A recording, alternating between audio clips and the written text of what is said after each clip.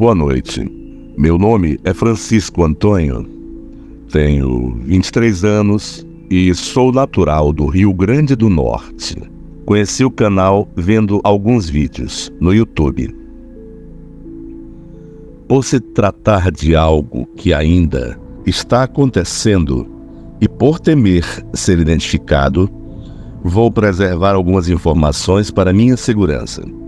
Ainda mais porque, até hoje, para algumas pessoas que conto, elas riem da minha cara. Eu fui criado na capital e, até o começo desse ano, nunca tinha passado por nenhuma situação sobrenatural. Mas, por questões financeiras, esse ano, viemos morar no sítio do meu avô. E, quando eu aqui cheguei, era tudo novo, tudo muito bonito e interessante. Mas com o passar do tempo, eu fui me dando conta que algumas histórias que eu ouvia da minha mãe eram verdades. E pior, eu ia ver algumas coisas com os meus próprios olhos. Para começar, tudo aqui no sítio é muito estranho. Não em relação à minha família.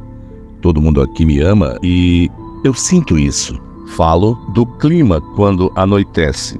E ao contrário de algumas histórias que eu já ouvi, tanto faz ser em noite de lua cheia, sexta-feira 13, depois de um tempo aqui, para mim toda noite é cheia de coisas estranhas. Eu vou tentar contar quando isso tudo aconteceu. Hoje, aqui no sítio, moramos eu, meu pai e minha mãe. Até aí tudo normal, mas tem um cuidador aqui, acho que chamam assim, que faz de tudo. Tanto cuida dos bichos, quanto das plantas e de algumas coisas mesmo da casa. Ele mora em um quartinho nos fundos da casa. A aparência dele é meio estranha, porque ele parece estar sempre alerta e com expressão de medo no rosto.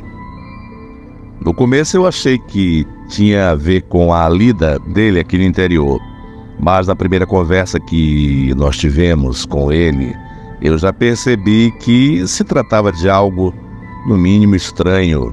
Ele tem uma cicatriz nas costas, de uma ponta a outra. Ele disse que foi um bicho que tentou atacar ele numa noite dessas. E minha avó confirmou que nesse dia, ele apareceu de noite muito ferido e tiveram que levá-lo para o hospital muito rápido. Quase que ele não escapa. Assim que ele saiu, eu fui perguntar à minha avó como ela conseguia morar ali depois daquilo tudo. Ela disse que isso tinha sido uma doença e que ele inventou ser algum bicho de outro mundo. Será que era só eu que reparava no olhar dele de medo o tempo todo?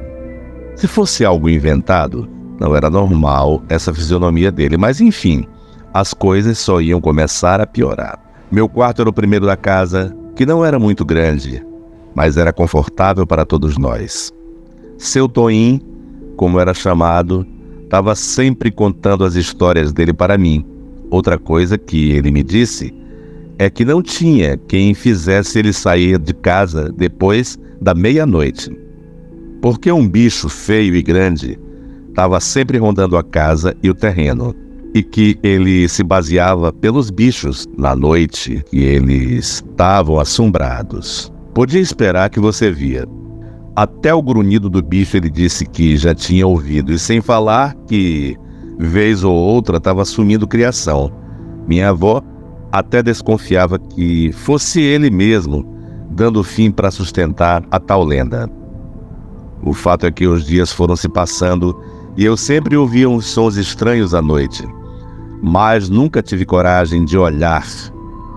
Umas risadas, passos. E vocês podem até pensar que eu estava sonhando ou algo assim. Só que não. Eu tenho certeza que não. Depois que eu comecei a ouvir essas histórias do seu Toim, eu não conseguia mais dormir de noite, sabendo que podia ter algo por ali em um instante e daria fim a toda a nossa família. Eu nunca me conformei, como todo mundo levava na brincadeira ou encarava isso de uma forma natural. e eu morria de medo. Muitos vão me chamar de medroso, mas espera aí que vocês vão ver o pior.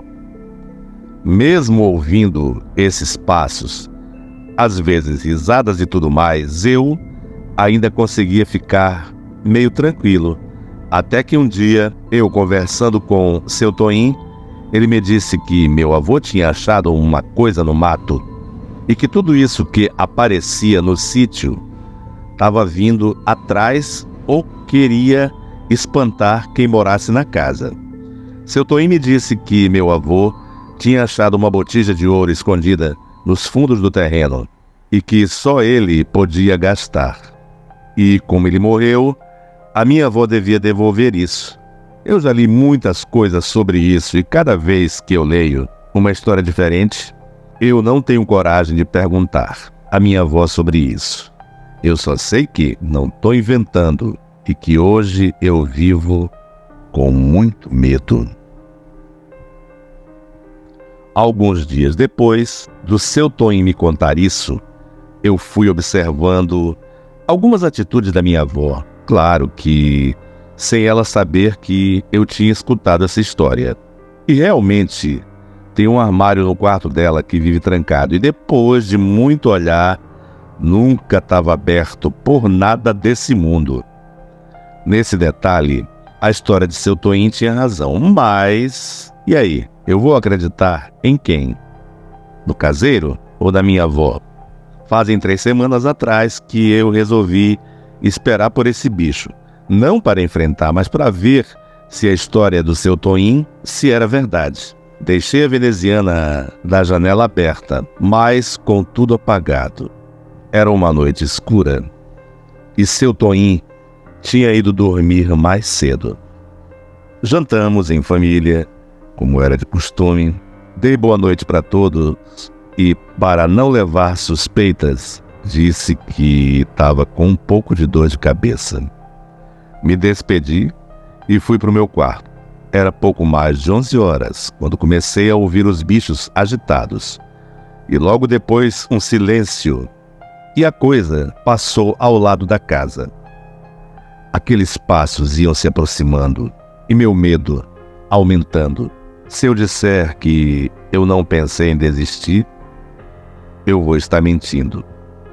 Mas eu não podia continuar com aquela dúvida, quando de repente um bicho surge vindo do lado da casa. Meu Deus do céu, que criatura feia! Tinha quase 2 metros de altura, era corcunda, andava de um jeito diferente. Era como se usasse roupas bem velhas e tinha olhos que brilhavam. Foi passando.